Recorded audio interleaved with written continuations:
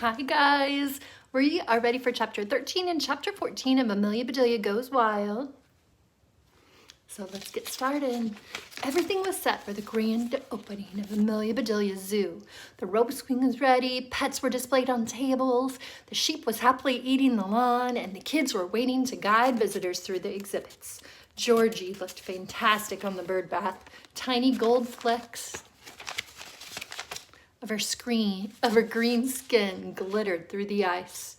Even the thin turquoise line around his eyelids shone brightly. His claws were just beginning to poke out.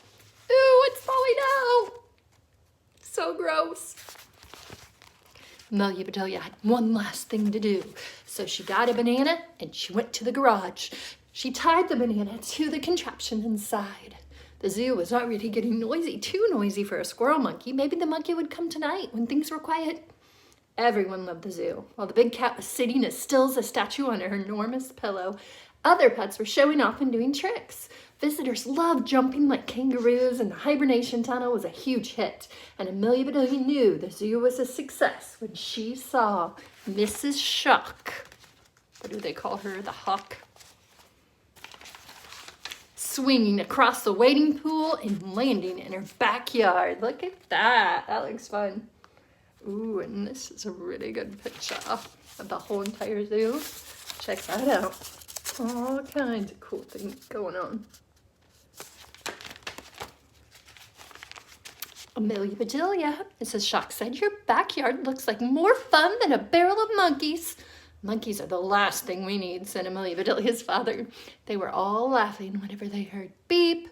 Amelia Bedelia could not tell if Mrs. Shock was not amused. Beep, beep. She couldn't figure out who was beeping. Beep, beep, beep. Wow, said Amelia Bedelia's mother. I haven't heard that sound since you guys were little. Amelia Bedelia's heart began racing. What was that beeping sound? It's coming from the garage, her father said. Everyone raced to the garage. Beep, beep, beep, beep. Oh, on the floor of the garage was Amelia Bedelia's car seat, and sitting happily in the car seat, munching on a banana and pushing the horn was, what do you think it was? The cutest little squirrel monkey ever! Amelia Bedelia's father called the zoo immediately to let them know their lost monkey had been found. Her mothers and Mrs. Shock kept the other kids back while Amelia Bedelia baby-stepped toward it, banana in hand. Why do you think she baby-stepped? Do you think she was going to scare the monkey if she went full on? Just like when we're outside in nature, how we have to go slowly, slowly, slowly so we don't scare it. He's happy as long as he's eating bananas, said Amelia Bedelia. Her mother raced to the kitchen and brought back every single banana they had, and in minutes a team from the zoo rushed into the driveway carrying nets and a travel crate. When they saw their monkey in a car seat happily munching on a banana, they relaxed a little bit. The television news team appeared after that, and then the director of the city zoo. Amelia Bedelia posed with both monkeys, the real one and the one from the gift shop, and then she handed a banana to the real monkey, and everyone saw how he peeled it, just like she had taught him.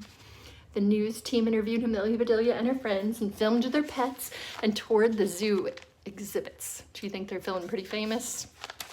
A reporter interviewed the zoo director about the backyard zoo and Mrs. Shock about all the great things her students had done.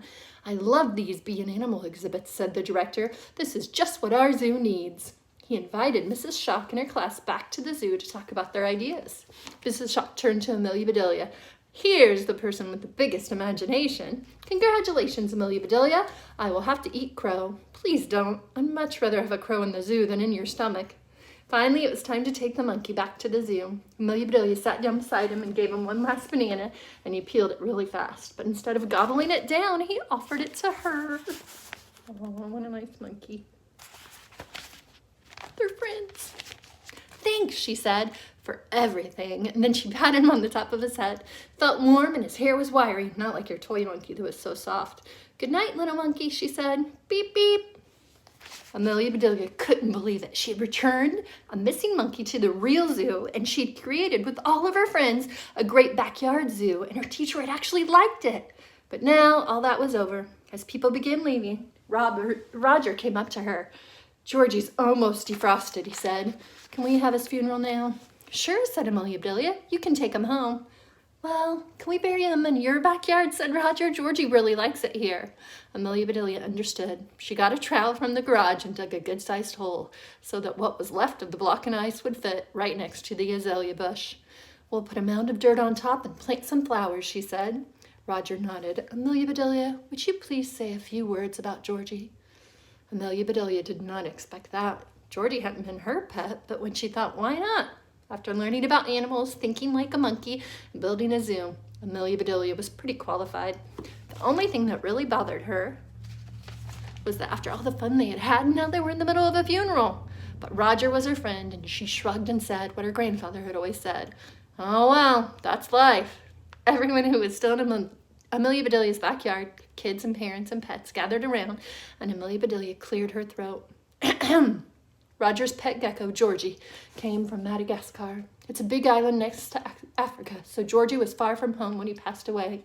He was little, but he was amazing. He was colorful and complicated.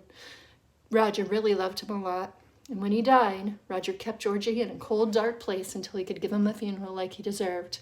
But first, Georgie spent today teaching kids all about animals. Now he's ready to rest. I'll plant forget-me-nots on top of you because none of us will ever forget a pet like you, Georgie. Amelia Bedelia turned to Roger, who was holding the block of ice, and then Roger did another thing that Amelia Bedelia did not expect. He gave Georgie a kiss.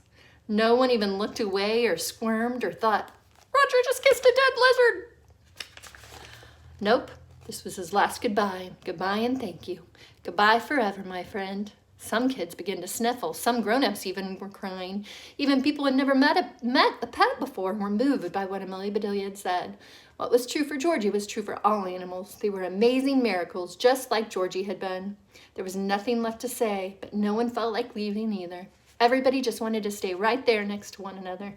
Amelia Bedelia's mother gave her a hug. Nice job, sweetie. I'll go get some snacks. Your friends can hang out here until the cows come home. Moo! A truck was backing into the driveway. The sides were painted with fruits and vegetables and a sign that read, Uncle Fred's Farm.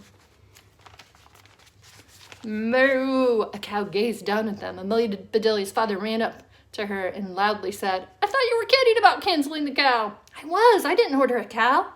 Wade's Uncle Fred got out of the truck and introduced himself. Just stopped by to pick up my nephew and my sheep.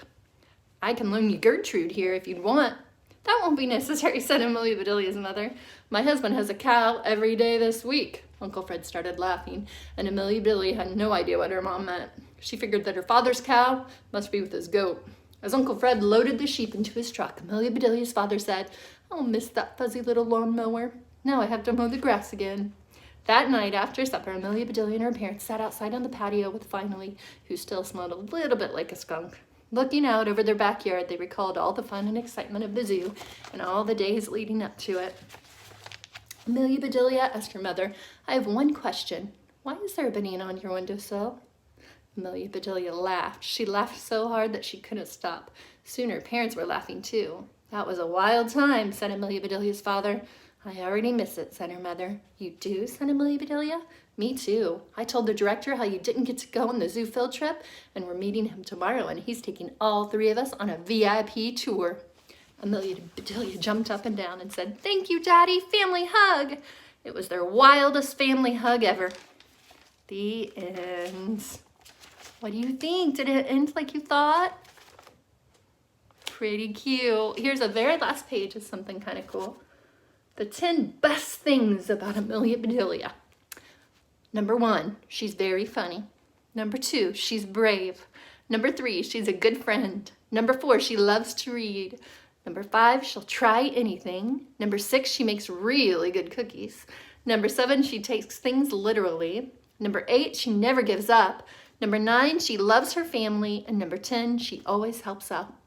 Those are pretty good things right there.